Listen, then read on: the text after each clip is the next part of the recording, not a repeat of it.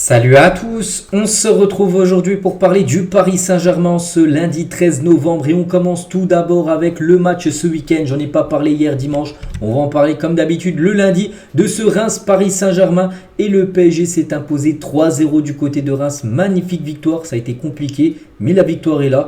Donc l'unique buteur c'est Mbappé, il nous a inscrit un triplé lors de cette rencontre. Donc les statistiques du match, donc la possession a été côté PSG, les tirs ont été plutôt côté Stade de Reims avec 19 tirs, c'est énorme de concéder comme autant de frappes. 6 tirs cadrés, 0 but inscrit par l'équipe de Reims, ce qui veut dire qu'il y a eu 6 arrêts. Donnarumma nous a fait un match monumental, Donnarumma qu'on va parler là dans quelques instants. Donc le PSG pareil, 6 tirs cadrés, mais 3 buts, donc ce qui fait la différence au tableau d'affichage. Le classement, donc ça a été un week-end parfait pour le PSG parce que Paris déjà s'est imposé à Reims qui était 4e avant le coup d'envoi.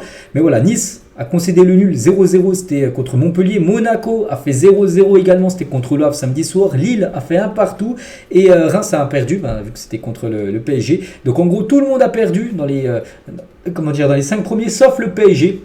Et du coup le PSG pour la première fois de la saison est premier de la Ligue 1, c'est vrai que lors des 12 premières journées, les 11 premières plutôt, il n'y avait toujours pas cette première place pour Paris. Ça y est, le PSG enfin premier de la Ligue 1, avec un point d'avance maintenant sur l'OGC Nice, et déjà 3 points d'avance sur l'équipe de Monaco, futur adversaire du PSG. N'oubliez pas, ça sera au Parc des Princes, ça sera un vendredi dès la fin de la trêve internationale. Donc voici ce classement, enfin Paris, tout en haut de la Ligue 1. Toujours sur ce match, bien sûr, Reims-Paris, donc Mbappé porte le PSG, ça fait la une du journal Équipe, c'était hier dimanche, donc triplé, pas content, parce que ça c'est son mot, triplé, pas content, c'était pas content, triplé pour toi, voilà ce qu'il avait fait cette déclaration là il y a quelques années, puis c'est pour ça quand il met un triplé à chaque fois, cette phrase ressort sur Kylian Mbappé, et Luis Enrique n'est pas vraiment comme content du match de Kylian, malgré son triplé, c'est vrai qu'Mbappé triplé tout ça, on se dit Luis Enrique va être super content lui, non pas du tout les gars, sur Prime Video il a dit à la fin du match, je ne suis pas vraiment content de Kylian Mbappé aujourd'hui sur les buts, je n'ai rien à dire, mais il peut être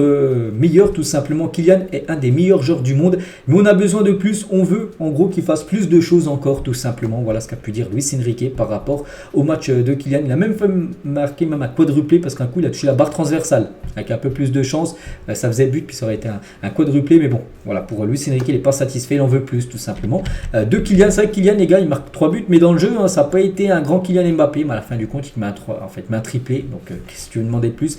Le football ce qui compte c'est de gagner les matchs, d'être décisif, et il a été Kylian Mbappé. Toujours avec lui à la fin du match en zone mixte où il répondait aux interviews, donc en toute humilité, je n'ai pas besoin de bien jouer comme il l'a fait hier pour marquer, mais je préfère marquer et bien jouer. C'est vrai qu'il n'a pas super bien joué, mais il a mis 3 buts, donc après lui il préfère bien sûr bien jouer et marquer, Kylian Mbappé. Et toujours avec lui, il a parlé aussi de son futur, digérer mon été. Question d'un journaliste, il a dit le plus important c'était de jouer au foot, le reste vous le faites bien, vous les médias. Je ne veux pas parler pour suralimenter des choses, je pense qu'il y en a déjà assez, parce qu'un journaliste a essayé de lui tirer les verres du nez pour savoir tout simplement qu'est-ce qu'il allait faire. Sa décision, c'est d'aller rester à Paris, prolonger, partir. Donc en gros, il a dit que il a beau temps en touche, il n'a pas voulu répondre à ça, parce qu'il dit que les médias le font déjà assez, tout simplement, par rapport à son futur. Toujours avec Kylian, donc 3 buts, j'ai dit, donc il a pu repartir avec le ballon du match. Je ne sais pas combien, j'ai pas la stat là, combien de triplés il a pu inscrire au PSG, mais je crois qu'il doit être pas loin de peut-être une dizaine, peut-être un peu moins quand même, mais voilà, il en a marqué quand même quelques-uns dans sa carrière, donc quand même un en finale de Coupe du Monde il y a quelques mois. Donc il a pu repartir bien sûr avec le ballon du match, avec son triplé, lui qui était à 10 buts, maintenant il a 13 buts et c'est de loin le meilleur buteur du championnat de la Ligue 1. Donc voilà, classement qui a été mis à jour après cette semaine de match. Mbappé 13 buts devant Adams qui est un attaquant de Montpellier. Il y a déjà 6 buts d'écart entre Mbappé premier et Adams. N'oubliez pas qu'Mbappé n'a même pas joué en plus les 2 premiers matchs de Ligue 1. Souvenez-vous, c'est quand il était écarté du groupe. Il n'avait pas joué le premier match contre Lorient. Le deuxième, je crois qu'il avait joué seulement une mi-temps contre Toulouse ou c'était un truc comme ça. Donc voilà, quand même Mbappé les gars. De loin meilleur buteur et c'est vrai que pour l'instant c'est son meilleur début de saison en Ligue 1. Parce qu'Mbappé, le premier joueur français depuis Hervé Reveli en 69-70 à inscrire 13 buts après 12 journées de Ligue 1. Encore un record pour Kylian. Même dans les années précédentes, il n'avait pas inscrit autant de buts après 12 matchs. Il a déjà 13 buts. C'est actuellement lui le meilleur buteur de la Ligue 1. Cette saison, si on rajoute la Ligue des Champions plus l'équipe de France, bah voilà, on monte déjà son total à 18 buts cette saison pour Kylian Mbappé en 18 matchs. Donc il va atteindre certainement, s'il n'y a pas de blessure, si tout va bien pour lui, les 50 buts comme il le fait régulièrement là sur les dernières années. Toujours avec Kylian Mbappé, donc ce but, je ne sais plus c'était le combien exactement, le premier, le deuxième ou le troisième, j'ai plus ça en tête, bref. Mais voilà, ce but en reprise de volée, c'est peut-être son plus beau qu'il a mis. Ça nous fait, enfin moi ça me fait penser personnellement à ce but qu'il avait quasiment mis aussi lors d'une finale de Coupe du Monde il y a quelques mois contre l'Argentine. C'est à peu près la même chose, tout simplement. Ça va, même trajectoire, filet opposé où le gardien ne peut rien faire.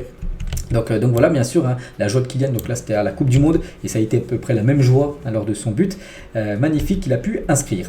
Toujours avec Kylian Mbappé, donc il a mis cette story là à la fin du match, donc le MVP est moi, parce que officiellement c'est lui qui a été élu homme du match, Mbappé avec son triplé, mais il a mis le MVP en parlant de Donnarumma, parce que c'est une photo de Donnarumma avec Kylian et moi, donc voilà, pour lui c'est bien sûr Donnarumma. C'est avec Donnarumma, on va parler maintenant de lui, parce qu'il nous a fait un énorme match, c'est vrai que Mbappé a été énorme par rapport au but. Mais lui, le PSG n'a pas pris de but grâce à Donnarumma, c'est fou.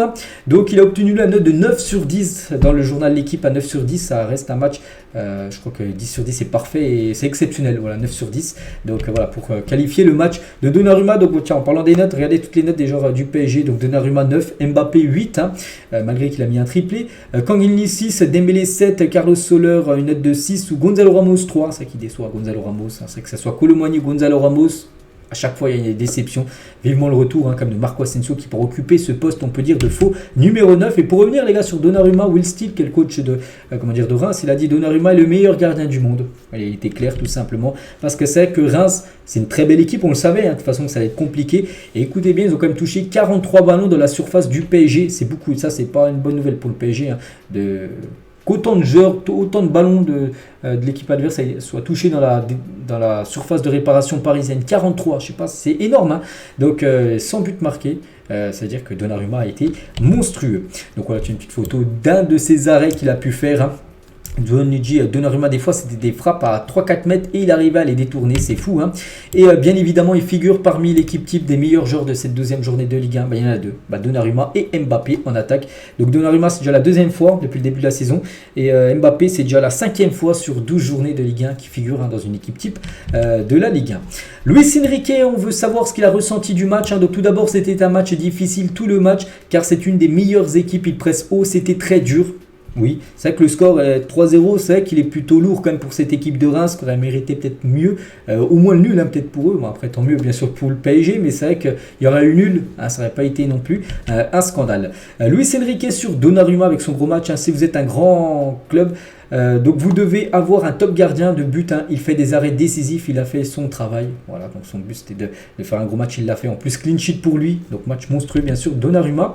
Il parle aussi de Gonzalo Ramos, qui a déçu, c'est un super joueur avec un super mental, il ne méritait pas de sortir mais il l'a accepté, je suis content de lui et ce sera un joueur important cette saison. Pourquoi je l'ai changé? Parce qu'il fallait retrouver du contrôle et il n'en avait pas en gros, puis voilà, c'est vrai que Ramos les gars, c'est la déception, on parle de Kolo Muani déception, mais Ramos, c'est également la même chose. C'est vrai que quand on pense qu'Harry Kane a failli venir à Paris, c'est qu'Harry Kane, ça aurait été un autre cador quand même.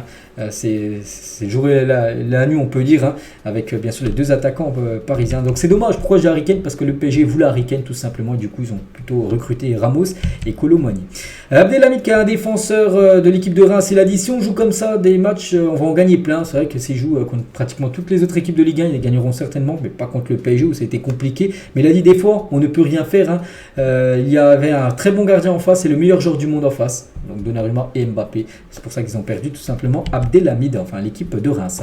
On va parler d'Embélé maintenant. Donc cette saison, c'est encore beaucoup de tirs, 34 tirs, pas le match contre Reims, mais en tout 34 tirs, c'est beaucoup pour 0 but, c'est simple. Aucun joueur ne fait pire comme ratio en Europe. Aucun joueur a déjà tiré plus de 34 fois cette saison sans avoir marqué. Dembélé le fait avec 0 but toujours au compteur. Il va falloir qu'il marque son premier. Après, il a encore été intéressant bien sûr dans le jeu. Il a délivré une passe D pour Kylian Mbappé. Et c'est vrai qu'actuellement, c'est le co-meilleur passeur de la Ligue 1 avec 4 passes décisives. Il y a pas mal de joueurs, je crois, il y a 8 joueurs en tout à 4 passes D en Ligue 1. Tous premiers, ex-aequo, dont bien sûr Ousmane Dembélé, mais voilà, comme 34 tirs sans marquer. Nous, on veut qu'il soit passeur D, aussi buteur. C'est bien de temps en temps, parce qu'il y a des matchs où on se souvient des face-à-face où il devait les mettre, puis il les a pas mis. Voilà, donc ça, c'est problématique. Lui aussi, passe D avec le peu de temps de jeu qu'il a, il a été bon. C'est Bradley Barcola qui rentre en jeu à 74e minute de jeu et 8 minutes après, une passe D, bien sûr, pour Kylian Mbappé. Qui a la joie entre Bradley Barcola et Kylian Mbappé, bien sûr, après son but. On va parler aussi du match très intéressant de Fabien Ruiz face à Reims. Donc déjà, il a joué le match entier. Donc 73 ballons touchés, 7 perdus. Donc ouais, il en a perdu comme quelques-uns, mais bon, c'est rare qu'un joueur, les gars, fasse un match entier sans perdre le ballon, alors qu'un joueur qui touche plus de 70 ballons, s'il n'en perd aucun, c'est vraiment qu'il a fait vraiment un énorme match. Donc voilà, 54 passes réussies sur 59 tentées, donc 2 passes clés, des passes qui amènent à un tir, 4 passes en profondeur réussies sur 4 tentées, 6 duels au sol remportés sur 7 tentées. Son niveau de jeu a largement évolué depuis l'arrivée de Luis Enrique. Donc maintenant, ce qu'on veut avec lui, c'est qu'il soit régulier, parce qu'on sait qu'il y a des périodes où vraiment il enchaîne des bons matchs, puis après, il retourne dans les travers où on ne le voit plus du tout. Enfin, il fait des matchs, mais il est plus bon.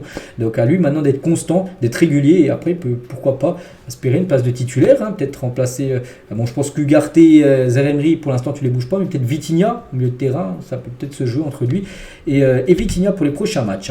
Merci aux supporters qui ont fait le court déplacement, je crois que c'était l'un des plus courts déplacements, Paris-Reims, je sais pas il y a combien de kilomètres, peut-être 1h30 à peu près de route, je crois que c'est peut-être la ville qui est la plus proche de Paris, et parce qu'il y a pas mal de supporters parisiens qui ont fait le déplacement.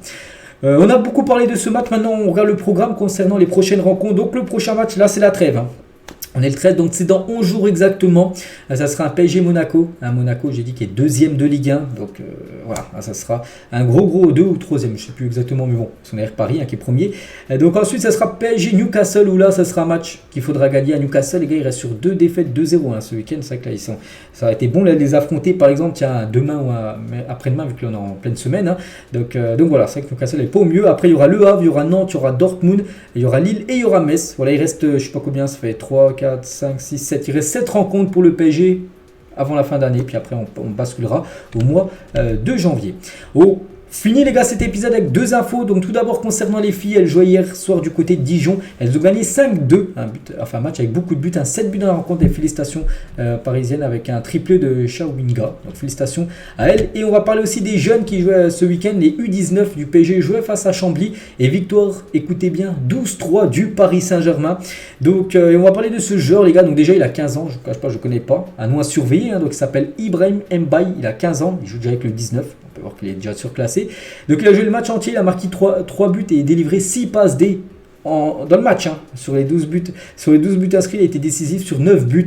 Donc voilà, les autres buteurs parisiens. Puis il a marqué 3. Donc incroyable, bien sûr, un 12-3 pour les U19. Donc voilà ce qu'il y a à dire aujourd'hui. J'espère que ça vous a plu. On se retrouve demain, même s'il n'y a plus de match là pendant 11 jours du PSG. Tous les jours, il y aura des vidéos sur Paris parce qu'il y a toujours des infos. On parlera en plus après des joueurs du PSG en sélection pour voir bien sûr leur performance. Allez, je vous laisse, je vous souhaite une bonne journée et à demain.